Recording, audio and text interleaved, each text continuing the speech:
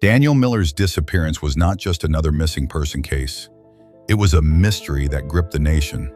A story that began with a jolt and spiraled into years of uncertainty, heartbreak, and speculation. On the night of April 17, 2004, Daniel's life changed forever, and so did the lives of everyone who loved him. It started with a scream. A neighbor walking her dog past Daniel's apartment building in the quiet Riverton suburb of Westfield heard a sharp, desperate cry. She looked up, saw a figure darting into the shadows, and then nothing. The street was empty, the night air thick with tension. She hesitated, then hurried home, her heart pounding. She would later tell police she'd never heard anything like it. Inside his apartment, Daniel was packing. His hands shook as he stuffed clothes into a battered backpack. He could hear his own heartbeat, loud and frantic. The phone rang, again. He didn't answer. He knew it was the debt collector, the same one who'd threatened to visit if Daniel didn't pay up. He tried to explain, tried to buy time, but the man on the other end had only laughed. "You can't run forever, mate."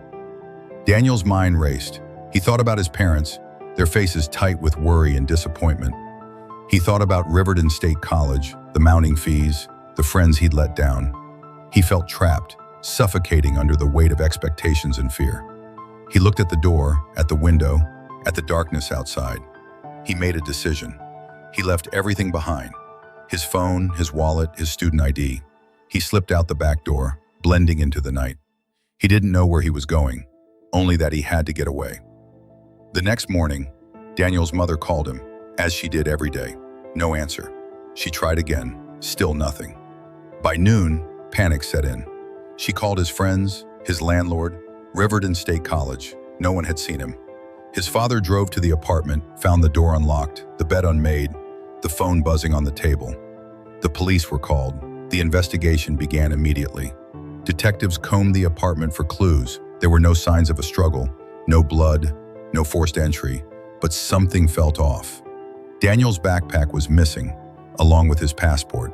His laptop was gone, but his wallet and phone were still there. It didn't add up.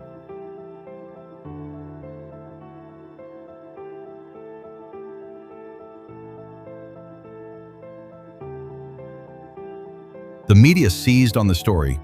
"Riverton student vanishes," the headline screamed. Daniel's face was everywhere, on TV, in newspapers, on posters plastered across the city. His parents appeared on the evening news, pleading for information. "Daniel, if you're out there, please come home. We love you. We just want to know you're safe." Theories abounded. Some said Daniel had been abducted, the victim of a random attack.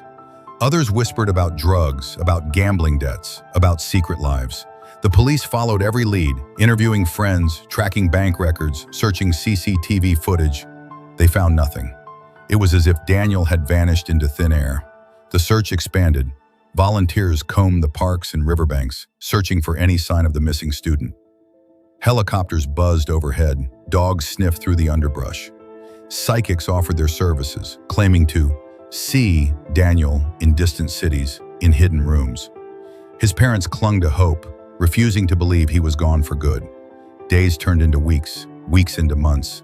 The case grew cold, the media moved on, but Daniel's family never gave up.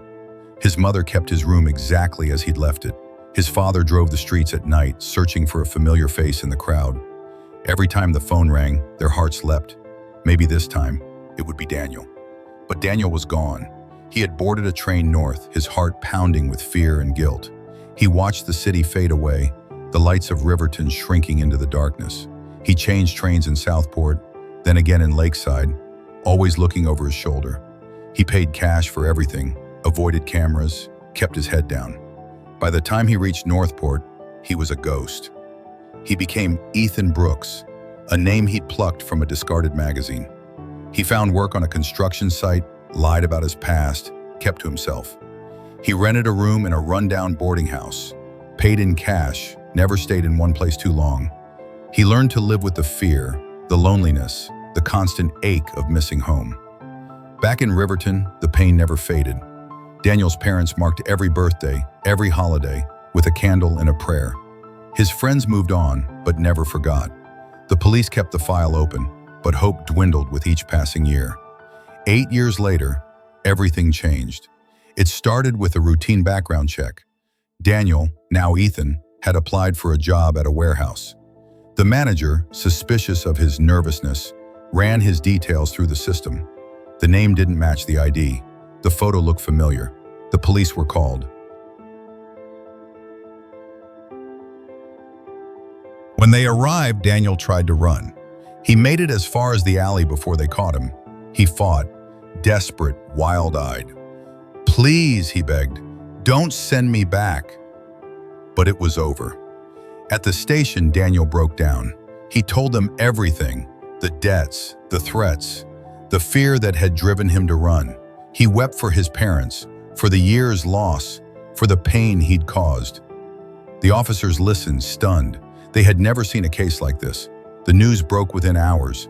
Missing student found alive after 8 years. Cameras swarmed the police station. Daniel's parents flew to Northport, their reunion broadcast live on national television. There were tears, hugs, apologies. Daniel's mother clung to him, sobbing. "We thought you were dead," she whispered. "We never stopped looking." The country was transfixed. Talk shows debated the case. Psychologists weighed in.